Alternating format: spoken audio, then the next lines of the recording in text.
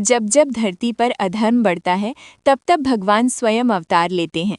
और ऐसा ही एक दिव्य अवतार है भगवान श्री कृष्ण। मथुरा नगरी में अत्याचारी राजा कंस का राज था, जिसने अपनी बहन देवकी और उनके पति वसुदेव को कारागार में बंद कर दिया, क्योंकि आकाशवाणी हुई थी कि देवकी का 8वां पुत्र उसका अंत करेगा। समय बीतता गया और जब आधी रात को कृष्ण का जन्म हुआ तो चारों ओर चमत्कार होने लगे। जेल के दरवाजे अपने आप खुल गए, पहरेदार गहरी नींद में सो गए और वसुदेव जी नवजात कृष्ण को टोकरी में रखकर तेज बारिश और उफनती यमुना को पार करते हुए गोकुल ले गए, जहां यशोदा ने उन्हें अपने पुत्र की तरह पाला। गोकुल में कृष्ण का बचपन हंसी, प्यार और शरारतों से भरा हुआ था। वे अपने मित्रों के साथ माखन चुराते, गोपियों को चढ़ाते और अपनी मधुर मुस्कान से सबका मन मोह लेते।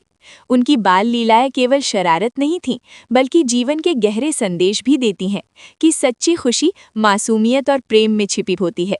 एक समय यमुना नदी में कालिया नाग का आतंक फैल गया। तब बालकृष्ण ने उसके फनों पर नृत्य कर उसे परास्त किया और ये सिखाया कि डर से भागना नहीं, बल्कि उसका सामना करना चाहिए।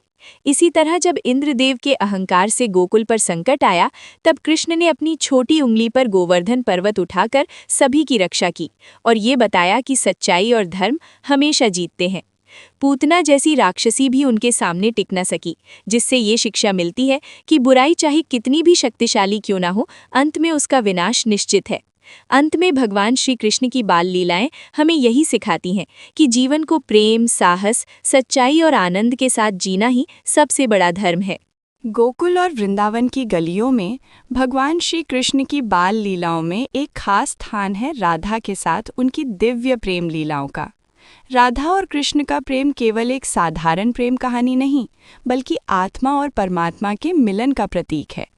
जब कृष्ण अपनी मधुर बांसुरी बजाते तो राधा जी सब कुछ छोड़कर उनकी ओर खींची चली आती, मानो उनका हृदय ही कृष्ण में बस गया हो।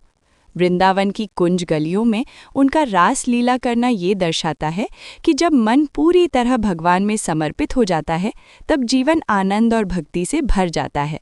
राधा कृष्ण की ये लीला हमें सिखाती है कि सच्चा प्रेम निस्वार्थ होता है, जिसमें कोई अपेक्षा नहीं होती, केवल समर्पण और विश्वास होता है। यही कारण है कि राधा और भगवान श्री कृष्ण का नाम हमेशा साथ लिया जाता है, क्योंकि उनका प्रेम अनंत, पवित्र और दिव्य है।